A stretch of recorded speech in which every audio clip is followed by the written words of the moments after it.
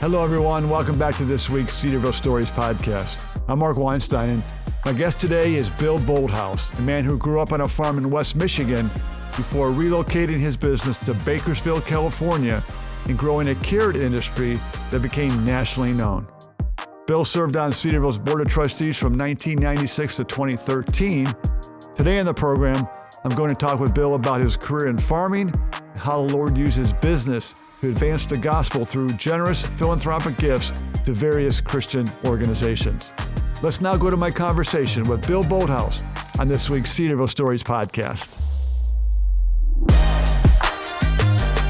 It's great to have you in the studio, Bill. Thanks for making the trip to Cedarville and being willing to share your story. I know you have a great story to share, but where I'm interested in beginning today is, how did you get connected to Cedarville University? Because you didn't go to Cedarville. I didn't go to Cedarville. I went 1 year to Wheaton, and then I finished at Michigan State. But my dad hired John Rook, who was a graduate of here, and his dad, Pastor Wilbur Rook, was on the board here when we moved to California, and he hired him to be his accountant over there. So then Pastor Rook became a friend of the family, and Pastor Rook wanted to introduce me to Cedarville, and because he was on the board down here. Okay. And so eventually I came down, and before that though, I was one day mowing the lawn, and somebody drove in the driveway, and it was Martin Clark. Really? So he pushed me a little harder to get over here, and I came down. And I don't remember the year that it would have been, but it was a long time ago. Yeah, I was going to see if you recalled it. But so you grew up in Michigan. You have good Midwestern values, good Michigan values. I can relate to that as I'm from Michigan too. But your faith in Jesus is central to your story, and it's more than just morality. Can you share with us your salvation story of when you and how you became a Christian?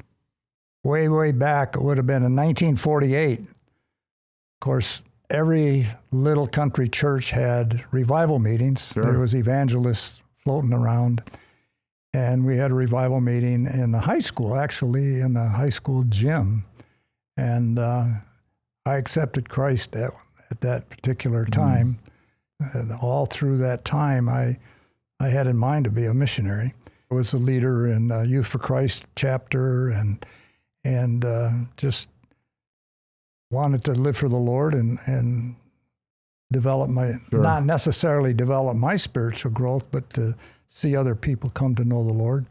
I would say, like we hear at Cedarville, whether you're a pharmacist or an educator or a farmer, you're still a missionary, just in a different vocation. So that's right. So you served as a missionary just through farming.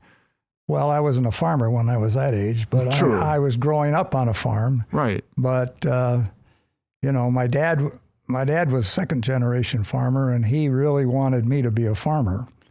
And I was really convicted that I wanted to be a missionary.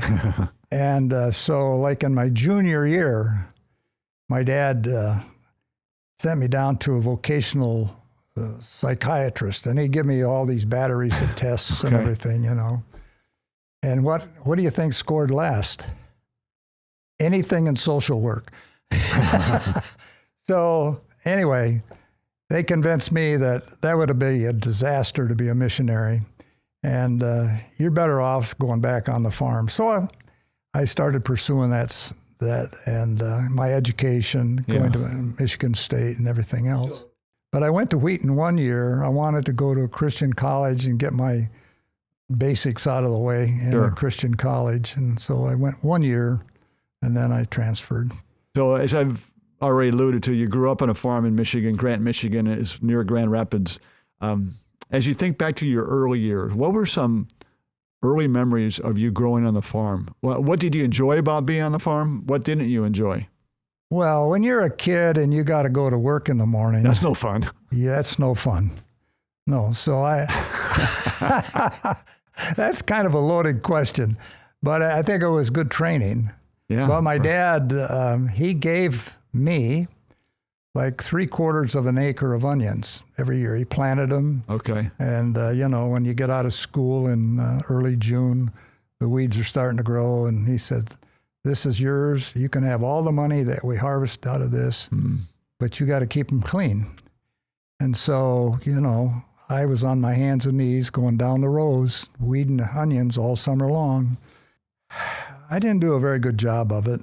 So one year, the ends of the field looked really good. So my dad, when he drove by, it looked really good. But a little bit later, there were weeds out in the middle of my patch growing above the onions. Yeah. And caught my dad's eye, and I was in big trouble. I learned that you just don't weed the ends of the field. You got to weed the whole row.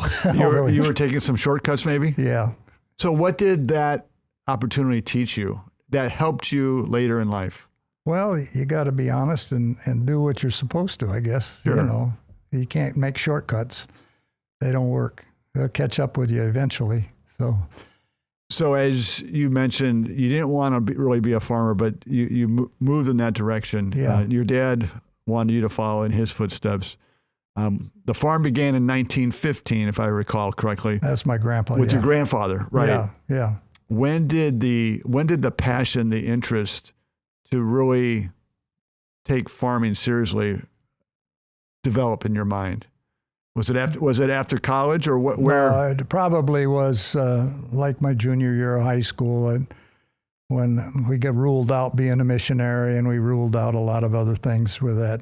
So was that disappointing that you weren't going to be a missionary? Not really. I probably underneath knew it, but I later learned that you can integrate them. Yeah. So in 1964, you transferred to Michigan State. Yeah. How did your education, whether it was at Wheaton or at Michigan State, prepare you for business and life of ministry? I don't know if it prepared me other than just the knowledge of, photosynthesis and fertilization and everything else that's got to do with agriculture. Yeah. I mean, it was a technical learning experience, not a life-changing experience. Did your dad and grandfather have that education experience? No. So you were further advanced. Oh, yeah. Yeah. And my dad, he took advantage of it too. I mean, and so when I was growing up, like in high school, my dad, he didn't understand, diseases and all of that. And he hired a Michigan State graduate in agriculture that went with him. He hired him one day a week. Okay. And he always put me in the back seat, and I went along. Yeah. And he wisely took me along. I think he was trying to teach me as much as he was trying to learn himself. I think so. Yeah. So. And that was beneficial for you, right? Oh yeah.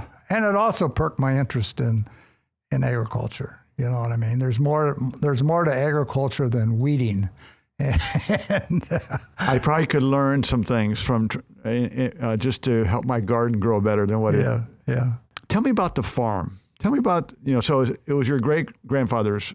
My grandfather's Your farm. grandfather's farm. Yeah. And your dad, and obviously you. When did it begin and what did you grow? Well, my grandpa, he started in Grant, Michigan, the farm that I wound up with. Okay. It was actually what we called muck, but many people would call it peat soil. Basically, it's cleared swampland. Okay. They drain it, clear the trees off. It's black dirt. It isn't even dirt. It's decomposed vegetation. Okay. 100% organic, as unlike other soil. So that's good then. That's good for certain things, yeah. Okay. Yeah. But for vegetables, it's good. Okay. And so he grew onions, and that was his only crop. And he did very well at it, and actually went through the Depression and made a lot of money, unlike a lot of people in the Depression. Yeah. Anyway, that's how he started. When did Bolthouse Farms move from Michigan to Bakersfield, California? Well, that was in the 70s, 73. Okay. And he was with onions, celery, and carrots. And then he little bit later, he started packaging carrots, vertically integrating. So he was washing them, packing them in the polyethylene 1-pound bags and so on, rather than just selling them dirty to Gerber's or whoever, Campbell's Soup or whatever. Anyway, and he had a broker selling all this stuff, and he had a handshake that if he spent the money to build a packing plant, which for him in those days cost a lot of money, that the broker would be his exclusive distributor, and he wouldn't have any other people that he would, in other words, compete within the broker's business. And that went on for about 10 years. And then one day, the broker, we just couldn't, he wasn't selling stuff. And we had Jewel Tea, we had Dominic's in Chicago, we had a lot of accounts that were traditional. He said, well, I can't get in there. Well, my dad smelt a rat, and there was a new carrot plant in Wisconsin. So he drove over there, and sure enough, he drove up to the office, and the broker's name is on the pickup sitting outside. And he was really mad. Ooh. And because we were backed up. I mean, our coolers were full. This was terrible. And anyway, I still remember that day really vividly. He called the broker. He was in Zeeland, Michigan. Okay. He said, I'm over here in Wisconsin. I know what's going on, why we can't sell Jewel Tea, why we can't sell Dominic's. And I'm going to be in your office yet tonight. You don't go home until you see me. And so he drove around the lake and got to Zeeland probably around dinner time, and he fired him. And that was the end of that. As a result of that, he set up his own sales organization, and guess who had to handle that? That was me. Yeah. Well, you prepared for that with your business education. I was and I wasn't. But anyway, I had to get prepared really quick. Okay. And so that's how I got into the sales. Well, to answer your question, that's a long ways to get to it. Why did we go to California? We had our own sales office at that point. We had to have our own accounting office. We were sending out invoices, had accounts receivable, all of that stuff that you wouldn't have like he was set up before. So we took on a lot of overhead. And for a 3-month operation, it was too much. So we had to get into year-round. Okay. But year-round sales was coming anyway. It was in its infancy there. But like today, just say strawberries. You buy strawberries from who? Driscoll. Correct. 12 months of the year, right? Correct. That's the way ag is today. You're a 12-month supplier, or you just forget about it. So from the time that you took over to the time you sold it, how long were you running Bolthouse Farms? Well, 85 to 05, yeah. It was a ride of a lifetime. I started out weeding onions as a kid. Yeah. And then I was running the farm and running, the packing, and I was running sales. And then I became president, and I'm over all of it. And I just basically went from wearing Levi's to wearing a dress shirt in my life. Yeah. Was there a special area that you enjoyed the most? Oh, I like sales. It really was a challenge, and I don't want to sound like I'm bragging, but I think I was pretty good at it. Well, it sounds like we had 50% of the market share in the United States when I sold out. And when you took over, you weren't close to 50%, right? No. Was it good marketing, good sales, good product, all the above that led to that market share? I would say the root of everything is farming. You can only fool people so long, and if you don't have the best product, you're going to lose that account. Yeah. And so the heart of our business always was farming. We had the best growers. We had the best people in our own organization doing the farming. And I was personally watching that very closely after the last 10 years. Sure. Because I wasn't on the sales desk anymore but I had a keen eye on the farm because I knew if that starts falling apart, we're going the wrong direction. Yeah. I don't care how smart a salesperson you are, you're not going to make it. And I break that down to hear this. It really all boils down to having quality people working for you. Quality product and quality people. And so how were you able as a leader to nurture those staff members so that they were quality, they produced great work, and you could trust them? Well, we ran a Christian organization, and we treated people like we wanted to be treated. And I often have people come to me now, 20 years after I sold it, and say, Bill, the best years of my life was when I was working for you. Mm. They love coming to work. Yeah. That culture, my president, Tony Leggio, has kept. And Tony's a believer, and he just knows the importance of it. And just people love coming to work. The American culture, as we know today, is we want everything now, right? Yeah. Was it I believe it was under your leadership that you guys created shortcuts products, right? Peeled and cut carrots. Yep. How risky was that at the time that you introduced that? Was that something going on in our culture?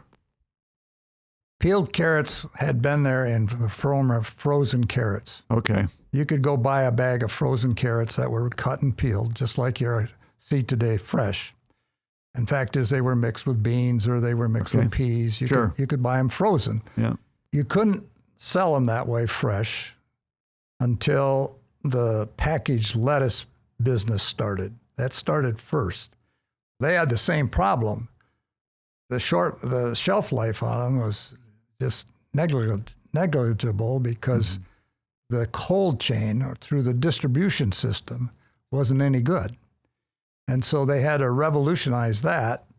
And once they got that all done, it was a slam dunk. You could do carrots. You just ride the same distribution system they had. So you ask about the risk, very little risk. Okay. Very little risk. The demand exceeded supply 2 to 1, 3 to 1. So you built the plant and you just really never quit building. I mean, we'd build and then we'd build and then we'd build, and it was very profitable. The margins were big. And that's where I was going. So that really elevated your business. Oh yeah.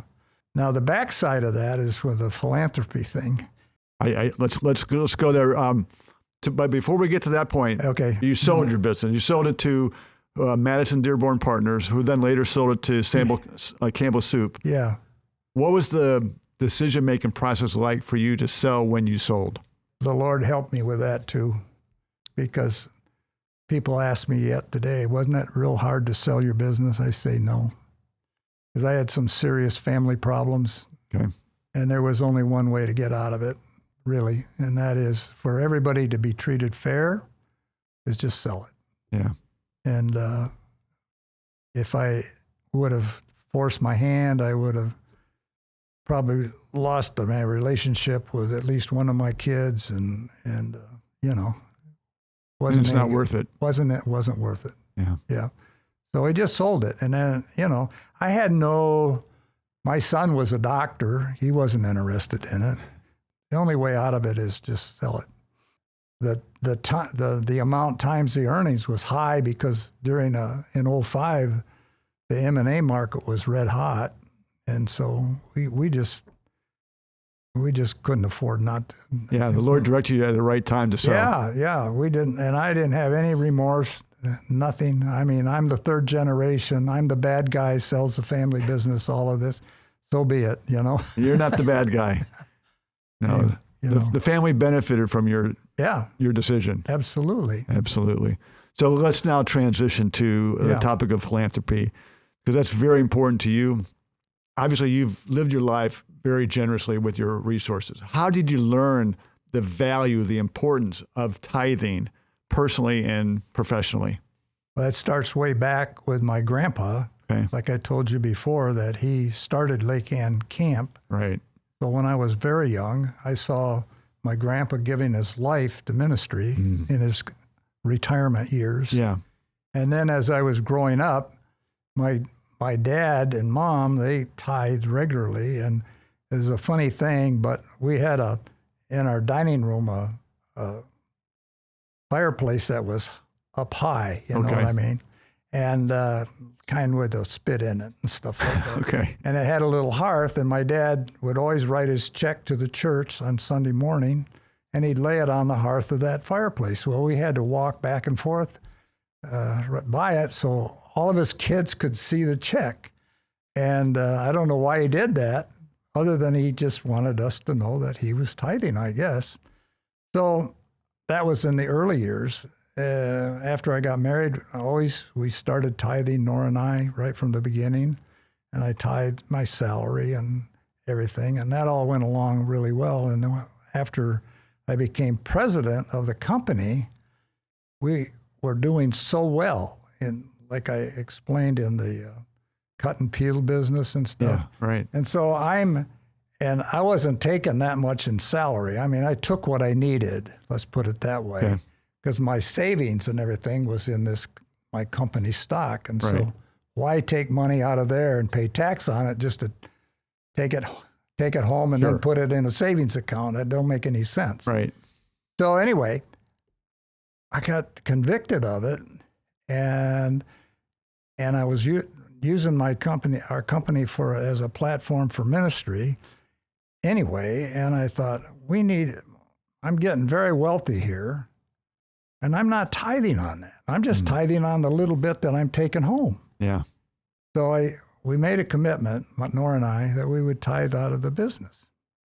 And so I brought it to the board, told them that's what I wanted to do.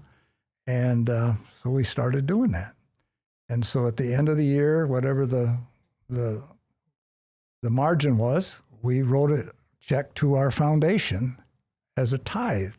Mm-hmm. And it went on, and it was a budgeted line item in the budget. Okay. Wasn't something that, well, did we make any money? We'll give it.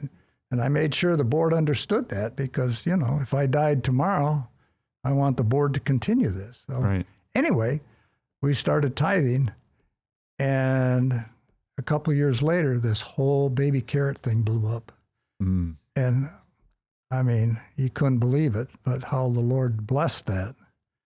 So, but then we had a training ground because of this for our kids, because they were all minor shareholders in the business that Nora and I had given them stock. I had a niece in the business. And so at the end of the year, if you owned 2.37% of the stock, we figured it out that 2.37% of the tithe is yours to give away. The money's in the foundation. Just tell us where you want it to go.